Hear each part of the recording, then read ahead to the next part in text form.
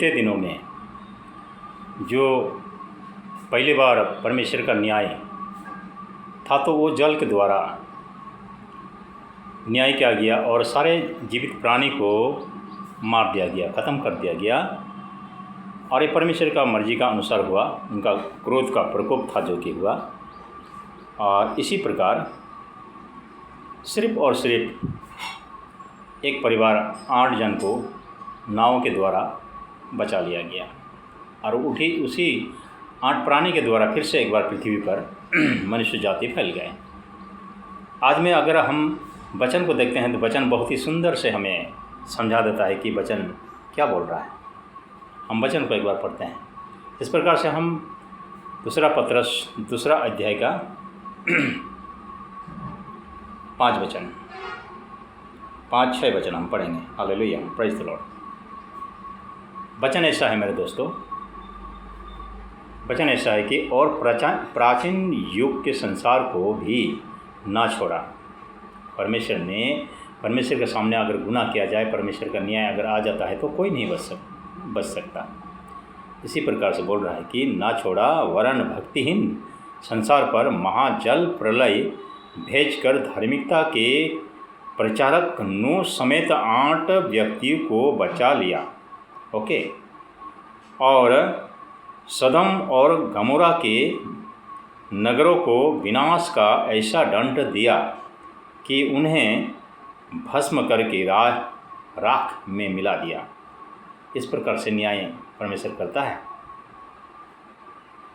मिला दिया, ताकि वे आने वाले भक्तिहीन लोगों की शिक्षा के लिए एक दृष्टांत बने। आमीन, प्रेज़ द लॉर्ड, हालेलुया। इसीलिए मेरे दोस्तों उस टाइम में इस प्रकार से न्याय किया गया। और अभी का जो है एक्चुअली बोले तो जलाकर राख कर दिया जाएगा। जलाने के लिए इस पृथ्वी को न्याय करेगा, जलाकर।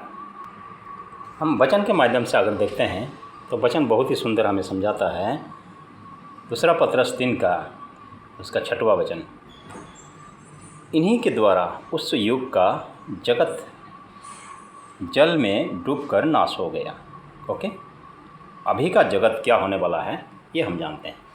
7वां वचन बोलता है कि पर वर्तमान के आकाश और पृथ्वी उसी वचन के द्वारा इसीलिए रखे हैं कि जलाए जाएं। जला कर राख कर देगा मेरे प्रियो। पृथ्वी को जलाना अभी तो जलाए नहीं, अभी न्याय आया नहीं है।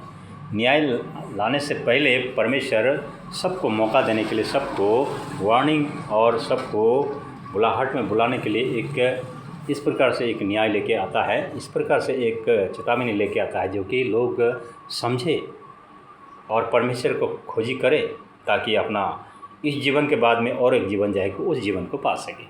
बस इतना ही बात है। हमारा वीडियो बनाने का असली मिशन भी यही है कि लोगों को सच्चाई पता चले, सच्चाई फैल सके और लोगों का बचाव हो सके। क्योंकि मनुष्य जाति नाश होने के लिए नहीं, मनुष्य जाति उद्धार पाने के लिए परमेश्वर बनाया है ना। इसीलिए फिर वचन क्या बोलता है, फिर पर वर्तमान के आकाश और पृथ्वी उसी वचन के द्वारा इसीलिए रखे गए हैं कि उनका जलाया जाए और वो भक्तिहीन मनुष्य के न्याय और नाश होने के दिन तक ऐसे ही रखे रहेंगे। अब उस टाइम में वचन जब बोलता है तो रखे रहेंगे। आप आज में इंगित हो रहा है कि संसार का, इस पृथ्वी का न्याय होने वाला है, मगर इस बात को कितने लोग समझ रहे हैं? चाहे इनको ध्यान कर रहे हैं, चाहे इनको समझ रहे हैं, चाहे सुन रहे हैं, चाहे इन पर विश्वास कर रहे हैं। बस अपने तरीक़ा से अपना जो बुद्धि है, अपना जो सोच है, अपना जो वैभव है, अपना जो दिमाग है, बुद्धि है, पढ़ाई है, लिखाई है, जो सोच है, ये कोई भी आपको बचाव नहीं कर पाएगा सिवाय परमेश्वर।